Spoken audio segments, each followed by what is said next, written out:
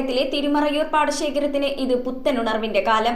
തരിശുകിടന്ന 9 acre പാടത്ത് വെളിയനാട് 1000 പറ സൗഹൃദ സംഘം നടത്തിയ നെൽകൃഷിയുടെ വിളവെടുപ്പ് ആവേശകരമായി.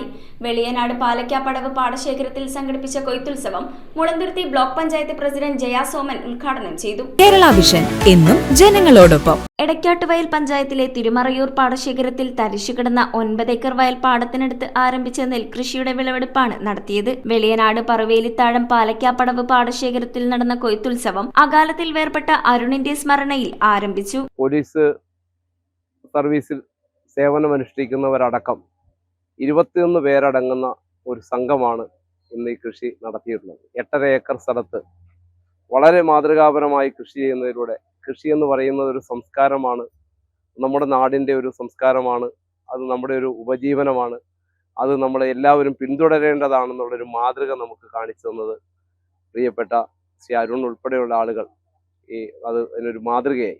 മുളന്തുരുത്തി ബ്ലോക്ക് പഞ്ചായത്ത് പ്രസിഡന്റ് ജയ സോമൻ കൊയ്ത്തുത്സവം ഉദ്ഘാടനം ചെയ്തു. എനിക്ക് തോന്നുന്നു കേരളീയർക്ക് ഏറ്റവും ഇഷ്ടപ്പെട്ട ആഹാരം എന്ന് പറയുന്നത് അരിയാഹാരം. അതിന്നിപ്പോൾ മറ്റു സംസ്ഥാനങ്ങളെ ആശ്രയിച്ച് പച്ചക്കറിയും അരിയും മറ്റ് സംസ്ഥാനങ്ങളിൽ നിന്ന് കൊണ്ടുവരുന്നപ്പോൾ അതിനെല്ലാം മാതൃകയായിട്ടാണ് ഇന്ന് എടക്കാട്ടുവൽ പഞ്ചായത്തിലെ ഈ പ്രദേശത്തെ സൗഹൃദ കൂട്ടായ്മയിലൂടെ ഇന്നിവിടുത്തെ പ്രിയപ്പെട്ട അംഗങ്ങളെല്ലാവരും ചെയ്യുന്ന കൃഷിയുടെ ഉത്സവം ഒരുക്കിയിരിക്കുന്നത്. ഇത് എല്ലാ പഞ്ചായത്തുകാർക്കും ഒരു മാതൃകയാകട്ടെ എന്ന് പറഞ്ഞുകൊണ്ടും മുളന്തുരുത്തി ബ്ലോക്ക് പഞ്ചായത്തിന്റെ എല്ലാവിധ ആശംസകളും നേർന്നുകൊണ്ട് നിങ്ങളുടെ എല്ലാ അനുവാദത്തോടെ ഞാൻ ഈ കൊയ്ത്തുത്സവം ഉദ്ഘാടനം ചെയ്ത് പ്രഖ്യാപിക്കുന്നു. ഡ്രോൺ ഉപയോഗിച്ച് വിത്ത് വിതയ്ക്കുന്നതുൾപ്പെടെ പഞ്ചായത്തിൽ ആധുനിക കൃഷിരീതികൾ പരീക്ഷിച്ച കൂട്ടായ്മയാണിതെന്ന് അദ്ദേഹം അനുസ്മരിച്ചു. ജില്ലാ panchayat vice president Benny K Paulose, ഗ്രാമപഞ്ചായത്ത് vice president KR Jayakumar, panchayat മെമ്പർമാരായ മായ സജി, സാലി പീറ്റർ, എൽദോ ചാക്കോ ജോഷി, ആദർശ് സജികുമാർ, സന്ധ്യ സന്തോഷ്, ഷിജി സുരേഷ്, സവിത സോംകുമാർ, പാടശേഖര സമിതി സെക്രട്ടറി ബോബൻ കുര്യാക്കോസ്, പാടശേഖര സമിതി പ്രസിഡന്റ് സുരേഷ് കടവത്താനിക്കൽ, കൃഷി officer Gopika, Navachethana Kalasamithi president Raju ER, Veliyanad ഗ്രാമീണ വായനശാല secretary KK Sasidharan, Oorakam social service league president OP Joseph, നാട്ടുകാർ തുടങ്ങിയവർ പങ്കെടുത്തു. ശരിക്കും ലാഭകരമല്ല എങ്കിൽ പോലും ഇതിന്റെ വിളവെടുപ്പ് സമയത്ത് അതിൽ നിന്ന് കിട്ടുന്ന ഒരു ആനന്ദം, അതാണ് ഇവരെ മുന്നോട്ട് നയിക്കുന്ന ഏറ്റവും വലിയ ഘടകം എന്ന് പറയുന്നത്. നമുക്കറിയാം, ഈ